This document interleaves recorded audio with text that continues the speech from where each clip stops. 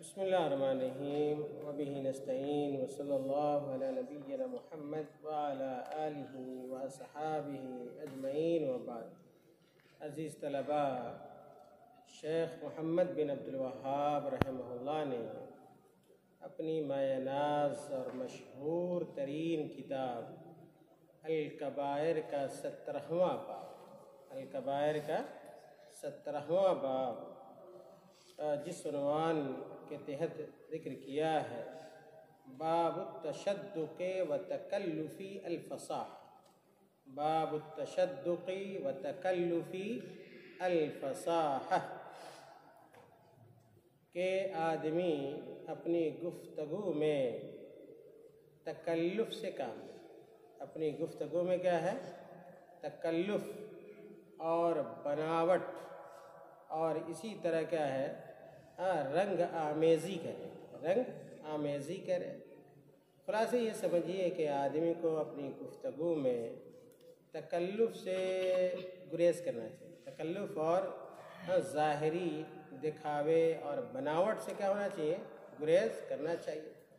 اس کا مطلب یہ نہیں ہے کہ آدمی کیا ہے اچھی زبان استعمال نہ کرے، اچھے جملے استعمال نہ کرے، اچھے الفاظ استعمال نہ کرے، یا یہ کہ آدمی کے بیان کے اندر، کلام کے اندر، زبان کے اندر فصاحت و بلاغت کیا ہے نہ ہو۔ یہ مطلب نہیں، بلکہ مطلب یہ ہے، بلکہ ایک خطیب کے لیے، ایک داعی کے لیے، ایک واعظ کے لیے، اور اسی طرح ایک محرر کے لیے، صحافی کے لیے اور مصنف کے لیے زبان و بیان کا ستھراپن، زبان و بیان کا ستھراپن اور اسی طرح جمال محبوب ہے اور پسندیدہ ہے، بلکہ عمدہ وصف ہے، لیکن آدمی کو اس میں غلو نہیں کرنا چاہیے۔ آدمی کو کیا ہے؟ غلو نہیں کرنا چاہیے، یا ہے کہ اپنی زبان کی بنا پر حق کو ناحق اور ناحق کو حق ثابت کرنے کی کوشش کیا ہے؟ نہیں کرنی چاہیے۔ اس چیز سے شریعت نے کیا کیا ہے؟ منع کیا۔ اور اسی چیز کو بیان کرنے کے لیے شیخ رحمہ اللہ نے اس عنوان کو اور اس باب کو کیا ہے ذکر کیا ہے، باب التشدق و تکلف الفصاحت۔ ہم اور آپ جانتے ہیں تشدق کیا ہے؟ گل پھڑے کو کہتے ہیں تشدق، یا کہ شدق کس کو کہتے ہیں؟ گل پھڑے کو کہتے ہیں۔ یہ ہمارا منہ ہے نا، منہ کے دونوں کنارے کو کیا کہا جاتا ہے؟ تشدق کہتے ہیں۔ کیا کہتے ہیں؟ شدق کہتے ہیں، اسی سے کیا ہے؟ تشدق ہے، مصدر ہے جی۔ تو اور اسی طرح تکلف جو ہے ہم سب جانتے ہیں کہ کسی ایسے کام کا کرنا جو اس کی عادت میں کیا ہے؟ شامل کیا ہے؟ نہ ہو۔ ایسا کام جو عام طور پہ وہ نہیں کرتا ہے ویسا کیا کرے؟ وہ کام کرے۔ تکلف یعنی اپنے اوپر بوجھ اور بار کیا ہے؟ بلا وجہ کا کیا ہے؟ برداشت کرے۔ اسی کو کیا کہتے ہیں؟ تکلف کرنا۔ جس کو کہتے ہیں نا کہ خواہ مخواہ آدمی کیا ہے؟ بناوٹی کیا ہے؟ چیزیں کیا ہے؟ اختیار کرے۔ اور فصاحت تو بہت ہی معروف ہے کہ سلامت الالفاظ من اللحن والابہام وسوء التالیف، یہ فصاحت کی تعریف ہے۔ سلامت الالفاظ، آدمی جو اپنے الفاظ استعمال کرے ان الفاظ کے اندر کیا ہے؟ وہ الفاظ صحیح سالم ہو، وہ الفاظ کیا ہے؟ صحیح سالم ہو، اور الفاظ کے اندر غلطیاں نہ ہوں، الفاظ کے اندر غلطیاں نہ پائی جائیں۔ اسی طرح الفاظ کے اندر یا جملے کے اندر، کلام کے اندر ابہام نہ ہو، پوشیدگی نہ ہو، یا ہے کہ ایسا جملہ استعمال نہ کرے اور ایسا کلام استعمال نہ کرے جس کا سمجھنا کیا ہو؟ مشکل ہو، جس کا سمجھنا کیا ہے؟ مشکل ہو، پوشیدگی ہو، غیر واضح۔ غیر واضح کلام کو کیا کہتے ہیں؟ یہ مبہم کلام کہتے ہیں۔ کیا کہتے ہیں؟ مبہم کہتے ہیں۔ وسوء التالیف، اسی طرح اگر آدمی کیا ہے گفتگو کر رہا ہے، کیا ہے کہ آدمی کا کوئی کلام ہے تو ایسا نہ ہو کہ غیر موضوع ہو، ادھر کا اس لفظ کو، اس کلمے کو ایسی جگہ رکھ دیا جہاں اس کی کوئی ضرورت کیا ہے؟ نہیں ہے، یعنی غیر موضوع کلام۔ کہتے ہیں کہ سلامت الالفاظ، جب آدمی گفتگو کرے تو اس کے الفاظ کیا ہو؟ ٹھیک ٹھاک، اس کے الفاظ کیا ہو؟ ٹھیک ٹھاک ہو، غلطی سے کیا ہے؟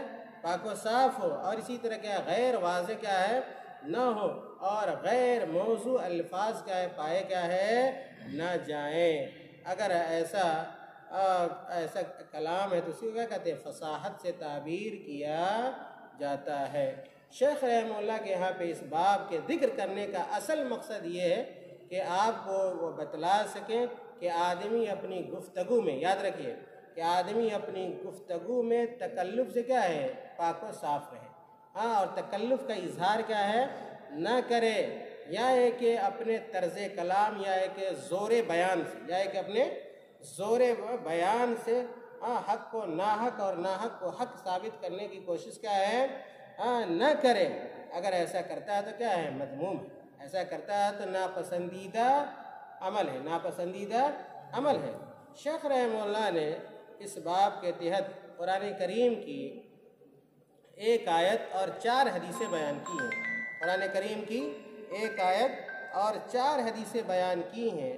سب سے پہلے شیخ رحمہ اللہ نے قرآن کریم کی آیت ذکر کی ہے۔ اللہ رب العالمین کا یہ فرمان، وَإِذَا رَأَيْتَهُمْ تُعْجِبُكَ أَجْسَامُهُمْ وَإِن يَقُولُوا تَسْمَعْ لِقَوْلِهِمْ كَأَنَّهُمْ خُشُبٌ مُّسَنَّدَةٌ۔ یہ سورۃ المنافقون کی آیت نمبر 4 ہے۔ سورۃ المنافقون کی آیت نمبر کیا ہے؟ 4 ہے۔ اس میں اللہ رب العالمین نے منافقین کے اوصاف کو بیان کیا ہے، منافقوں کے اوصاف کو بیان کیا ہے۔ اللہ تعالیٰ نے کہا وَإِذَا رَأَيْتَهُمْ، کہ جب آپ ان منافقین کو دیکھیں گے، ان منافقین کو دیکھیں گے تو تُعْجِبُكَ أَجْسَامُهُمْ، تو ان کا جو ظاہری جمال ہے اور ان کے چہرے پہ جو رونق پائی جاتی ہے، ان کے جسم پہ جو رونق ہے اور ان کی جو خوبصورتی ہے، آپ کو ان کی خوبصورتی کیا لگے گی؟ اچھی لگے گی۔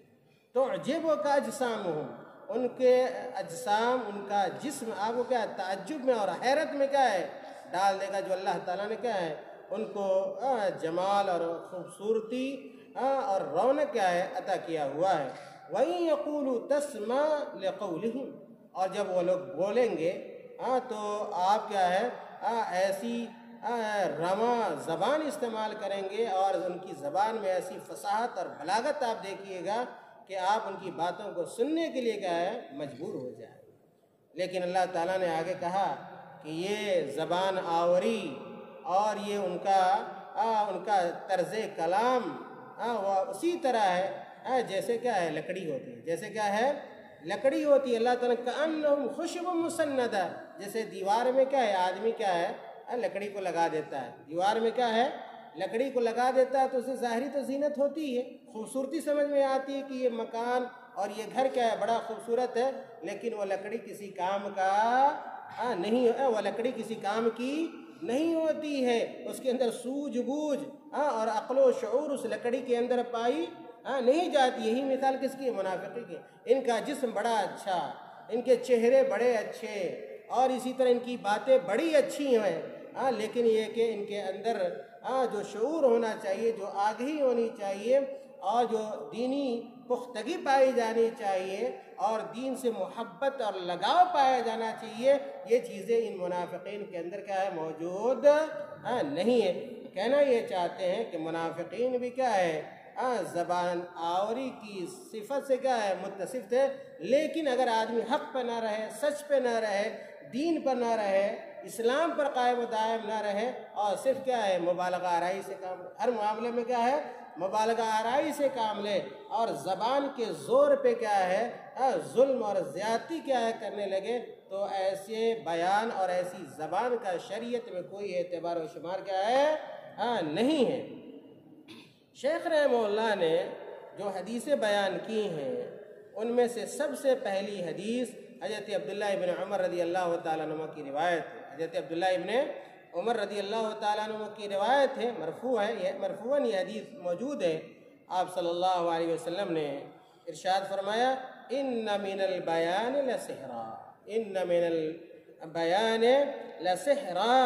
آپ صلی اللہ علیہ وسلم نے کہا کہ بعض بیان یعنی بعض کلام، بعض تقریریں، بعض تحریریں، بیان کے اندر ساری چیزیں داخل، چاہے وہ تقریر ہو یا تحریر ہو، یہ ساری چیزیں ان من البیان لسحر، عام گفتگو۔ اللہ کے نبی صلی اللہ علیہ وسلم نے کہا کہ ان من البیان لسحرا، کہ بعض تقریر جادو کی کیا ہے، اثر کیا ہے، رکھتی ہے یا کہ کرتی ہے۔ بعض تقریر جادو کی اثر کیا ہے، رکھتی ہے یا کہ کرتی ہے۔ آپ دیکھیں، میں نے پہلے بھی ذکر کیا کہ یہ جو بیان ہے، بیان کیا ہے، خاص طور سے علماء سے اور دعات سے اور اسی طرح واعظین سے خوبصورت بیان، عمدہ بیان کیا ہے، مطلوب ہے۔ عمدہ بیان کیا ہے، مطلوب ہے۔ یہاں تک کہ اگر بچہ ہے تو اس کو کیا کیا جاتا ہے، سکھلایا جاتا ہے کہ اگر آپ گفتگو کرو تو اچھی گفتگو کرو اور کوشش کرو کہ آپ کی زبان کے اندر کیا ہے، فصاحت و بلاغت کیا ہے، پائی جائے۔ لیکن اگر معاملہ کیا ہے، حد سے کیا ہے، بڑھ جائے، معاملہ کیا ہے، حد سے بڑھ کر محض کیا ہے، مبالغہ آرائی پر منحصر ہو جائے، زبان آوری اور حقائق، یعنی کہ زبان آوری کی بنیاد پہ حقائق کو مسخ کیا جانے لگے، حقائق کو مسخ کیا جانے لگے، اور صرف بیان سیکھنے کا مقصد کیا ہو کہ الفاظ سے کھیلا جائے، الفاظ سے کیا ہے، کھیلا جائے، حقیقت سے اس کا کوئی ناطہ اور رشتہ نہ رہے۔ تو یاد رکھیے، ایسی زبان، ایسا بیان، ایسا کلام، ایسی فصاحت، ایسی بلاغت اور ایسی کیا ہے، زبان آوری کیا ہے، مذموم ہے، ایسی کیا ہے، مذموم ہے، جس کا مقصد کیا ہے، جس کا مقصد کیا ہے، حق بیانی نہیں بلکہ باطل کی کیا ہو، تائید ہو، باطل کی کیا ہو، تائید ہو، ظلم کو بڑھاوا دینا ہو، تو ایسی چیز سے یا ایسے کلام سے شریعت نے منع کیا ہے۔ یہ صحیح بخاری کی روایت ہے، یہ صحیح بخاری کی روایت ہے، ان من البیان لسحرا۔ دوسری حدیث جو شیخ رحمہ اللہ نے اس باب کے تحت ذکر کی ہے، اس کے راوی عبداللہ ابن عمرو ابن العاص رضی اللہ تعالیٰ عنہ ہیں، یہ بیان فرماتے ہیں، یہ حدیث بھی مرفوعاً منقول ہے کہ آپ صلی اللہ علیہ وسلم نے ارشاد فرمایا، ان اللہ یبغض البلیغ من الرجال، ان اللہ یبغض البلیغ من الرجال الذي يتخلل بلسانه كما تخلل البقرہ، كما تخلل البقرہ۔ تو کہا اللہ کے نبی صلی اللہ علیہ وسلم نے کہ تحقیق اللہ عز و جل ایسے آدمی سے غصہ ہوتا ہے، اللہ تعالیٰ ایسے آدمی سے غصہ ہوتا ہے، اس کو مبغوض رکھتا ہے، ایسے آدمی سے اللہ تعالیٰ نفرت کرتا ہے، جو کیا کرتا ہے، جو ناحق زبان آور ہو، جو ناحق کیا ہو، زبان آور ہے۔ ایسا نہیں مطلق زبان آوری مذموم نہیں ہے، بلکہ اس زبان سے آپ کے حق کو ناحق اور ناحق کو حق کرتے ہیں، پھر وہ زبان کیا ہے، یا کہ وہ زبان آوری کیا ہے، مذموم ہے۔ اسی لیے آپ صلی اللہ علیہ وسلم نے کہا کہ اللہ عز و جل ایسے آدمی سے غصہ ہوتا ہے جو ناحق زبان آور ہو، بہت باتیں بنانے والے، اپنی زبان کو ایسے چلائے، اپنی زبان کو ایسے چلائے جیسے کیا ہے، گائے کیا ہے، اپنی زبان کو کیا ہے، چلاتی ہے۔ آپ دیکھیں، کسی جانور بھینس کے پاس چلے جائیں، گائے کے پاس چلے جائیں، یا کہ بکری کے پاس آپ چلے جائیں، آپ دیکھیے گا کہ دن رات کیا وہ اپنی زبان کو کیا ہے، بکری ہو یا گائے ہو یا بیل ہو، کیا ہے، اپنی زبان کو چلاتا کیا ہے، رہتا ہے۔ اسی طرح بہت سارے لوگ آپ کو مل جائیں گے کہ چپ رہنا ان کی ڈکشنری ہی کے اندر نہیں ہوتا، خاموشی کو کبھی دیکھا ہی نہیں، ایسا لگتا ہے کبھی کیا ہے، دور دور سے کیا ہے، ناطہ اور رشتہ ہی نہیں، جہاں دیکھیے کیا ہے، بول رہا ہے، جہاں دیکھیے گا تقریر کر رہا ہے، کبھی کسی موضوع پہ کیا ہے، لب کشائی کر رہا ہے، کبھی کسی موضوع پہ کیا ہے، بات بنا رہا ہے۔ تو اللہ کے نبی صلی اللہ علیہ وسلم نے کہا، ان اللہ یبغض البلیغ من الرجال، کہ ایسے زبان آور لوگوں کو اللہ تعالیٰ ناپسند کرتا ہے، الذی یتخلل بلسانی، جو اپنی زبان کو کیا ہے، ہمیشہ چلاتا رہتا ہے، ہمیشہ کیا ہے، اپنی زبان کو ناحق، یاد رکھیے زبان کیسے چلانا، ناحق چلاتا رہتا ہے، جیسے کہ کما تخلل البقرہ، جیسے کہ گائے کیا ہے، اپنی زبان کیا ہے، ہمیشہ یعنی جگالی کیا ہے، کرتی رہتی ہے۔ تو اللہ کے نبی صلی اللہ علیہ وسلم نے کیا ہے، اس سے کیا ہے، بلا وجہ ناحق کیا ہے، گفتگو کرنے سے منع فرمایا ہے۔ یعنی فصاحت و بلاغت، اس حدیث کی شرح کے طور پہ کہ فصاحت و بلاغت اصحاب علم و فضل میں ایک عمدہ صفت ہے، جیسا کہ میں نے شروع میں کہا کہ فصاحت و بلاغت اصحاب علم و فضل میں ایک اچھا وصف ہے، مگر اس میں تصنع، یاد رکھیے جو چیز ممنوع ہے وہ کیا ہے، تصنع ہے، بناوٹ ہے. اور بعض آپ دیکھیے گا مقررین کو بلا وجہ کیا ہے تقریر میں کیا ہے تصنع اور بناوٹ کیا ہے داخل کرتے رہتے ہیں، اور کیا ہے دہاڑیں گے بہت زیادہ، کہ حالانکہ وہ فطری چیزیں نہیں ہوتی، بناوٹی چیزیں ہوتی. کیا ہوتی؟ بناوٹی چیزیں ہوتی، وقتی چیزیں ہوتی ہیں، عارضی چیزیں ہوتی ہیں. تو کہا کہ دہاڑنے کی کیفیت کسی بھی طرح اخلاقاً یا شرعاً کیا ہے پسندیدہ نہیں ہے. بالخصوص اگر آدمی کیا ہے تصنع اختیار کرتا ہے اپنے کلام کے اندر، اور ایسے معاملے میں جو کیا ہے جس کا حقیقت سے کوئی لینا دینا نہیں ہے، حقیقت سے اس کا کوئی رشتہ نہیں ہے، تو یاد رکھیے اس طرح ایسے معاملے میں بنا سوار کے اپنی باتوں کو پیش کرنا، تاکہ کیا ہے حق کو ناحق قرار دیا جائے، اور ناحق کو کیا ہے حق کی شکل کیا دی جا سکے، ایسی چیزوں سے شریعت نے کیا کیا ہے؟ منع فرمایا ہے. اور یہ جو حدیث ہے امام ترمذی رحمۃ اللہ علیہ نے اپنی جامع کے اندر اس حدیث کو ذکر کیا ہے، اور علامہ البانی رحمۃ اللہ علیہ نے اس کو اپنی کتاب السلسلہ صحیحہ حدیث نمبر 880 میں ذکر کیا ہے. گویا یہ حدیث کیا ہے؟ صحیح ہے. کون سی حدیث؟ ان اللہ، یاد رکھیے، ان اللہ یبغض البلیغ من الرجال الذي يتخلل بلسانه الذي يتخلل بلسانه كما تخلل البقرہ. حسنہ الترمذی.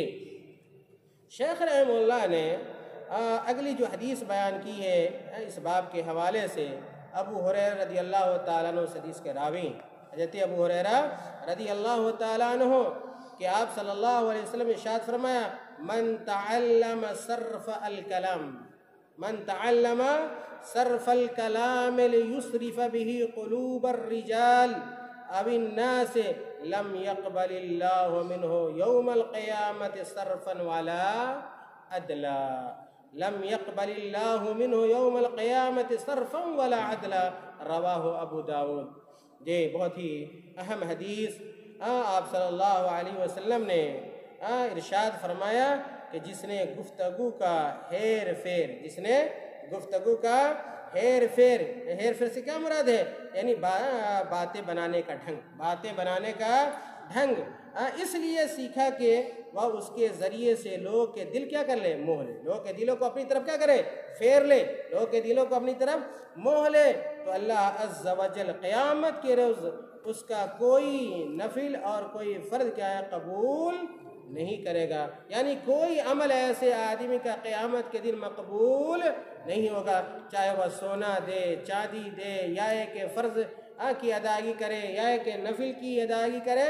اگر کوئی آدمی اس لیے محض کیا ہے کلام یا ایک بیان کیا ہے سیکھ رہا ہے تاکہ ناحق طریقے سے، یاد رکھیں حق کے طریقے سے نہیں، اگر حق کا اگر دعوت و تبلیغ میں اس بیان کو استعمال کرتا ہے اور اس سے اچھے وصف اور عمدہ وصف کو استعمال کرتا ہے، یہ کیا ہے؟ عین مطلوب ہے. یہ کیا عین مطلوب ہے.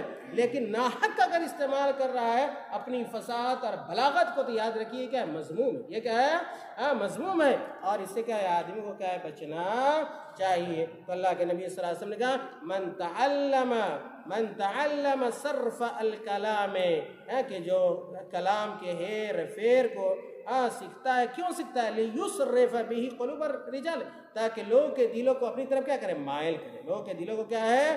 اپنی طرف کیا ہے؟ میں آج بہت سارے مقررین کو دیکھیے گا جھوٹے جھوٹے واقعات بیان کرتے ہیں. جھوٹے جھوٹے کیا ہے؟ واقعات بیان کریں گے. ایسے واقعات نہ جس کی کوئی ابتدا ہے، جس کی نہ انتہا ہے، نہ کہ جس کی سند کا کوئی عطا پتہ ہے. صرف کیا ہے؟ لوگوں کو خوش کرنے کے، لوگوں کے دلوں کو کیا ہے اپنی طرف کیا ہے مائل کرنے کے لیے، تاکہ ہمیں کیا ہے لوگ اور کیا ہے اپنی تقریروں میں، اپنی کیا محفلوں میں، مجلسوں میں، اور کیا ہے مؤتمرات میں، ندوات میں، کانفرنسوں میں، جلسوں میں، جلوسوں میں کیا کریں گے؟ بلائیں گے، اور کیا ہمیں خوب خوب کیا روپیہ دیں گے.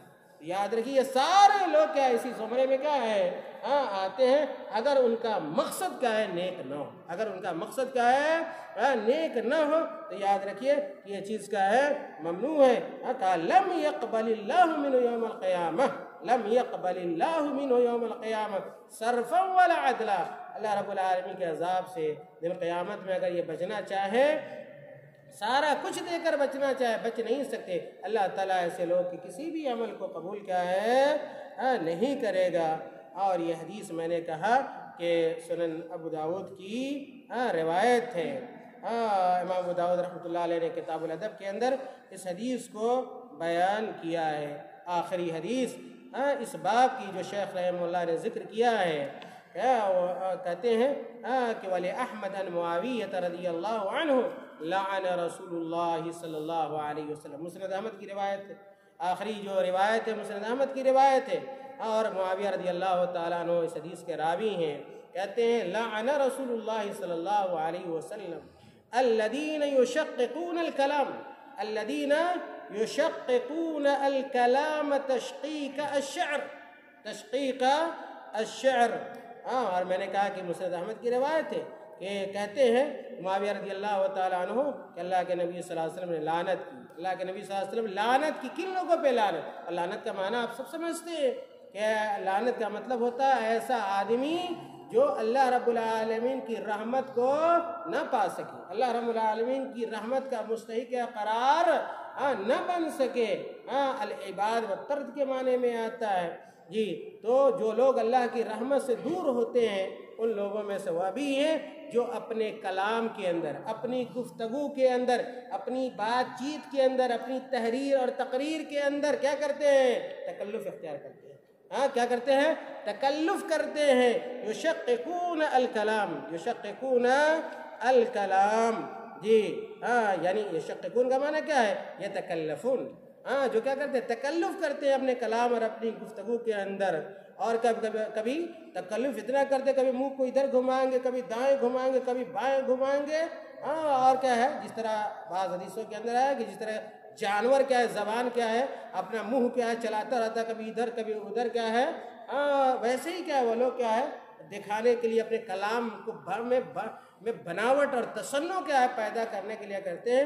تو اللہ کے نبی صلی اللہ علیہ وسلم کا ایسے لوگوں پر اللہ کی لعنت، ایسے لوگوں پر لعن رسول اللہ صلی اللہ علیہ وسلم، اللہ کے رسول صلی اللہ علیہ وسلم نے لعنت کی ہے۔ الذین یشققون الکلام، جو کلام میں کیا ہے، گفتگو میں تصنع اور بناوٹ کیا ہے پیدا کرتے ہیں۔ اور ویسے ہی جیسے کیا ہے شعر کے اندر کیا ہے آدمی کیا ہے بناوٹ کرتا ہے، اور تکلف اور تصنع شعرا کو دیکھ لیجئے نا، پتہ نہیں کہاں کہاں سے کیا ہے اور کیسے کیسے الفاظ اور کیسے کیسے کیا ہے کیسا کلام ان کا ہوتا ہے، اور کیا ردیف، کیا قافیہ، کیا تسجیع، اور کیا تکلف کیا ان کے اندر، مکفہ مسجع کیا ہے، اور اس طرح کی عبارتیں۔ اور آپ کو پتہ ہے کہ علی الاطلاق شعر کوئی کیا ہے ایسا نہیں کہ حرام ہے، بلکہ اللہ کے نبی صلی اللہ علیہ وسلم نے حسان بن ثابت رضی اللہ تعالیٰ عنہ کو شعر کہنے کی اجازت دی۔ لیکن یہ جو اوصاف ہے، چاہے وہ نثر کی خوبصورتی ہو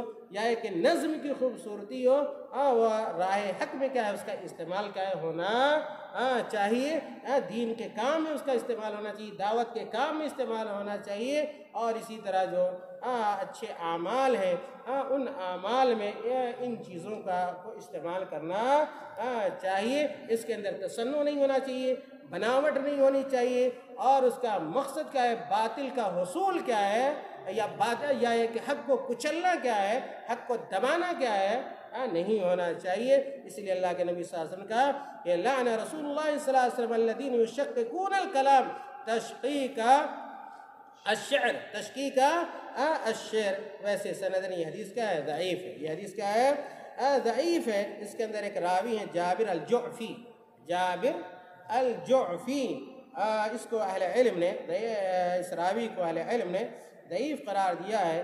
اور ساتھ ہی ساتھ کیا ہے، یہ بھی ہے کہ اس سند کے اندر انقطاع پایا جاتا ہے، اس سند کے اندر کیا ہے، اتصال نہیں ہے، انقطاع ہے۔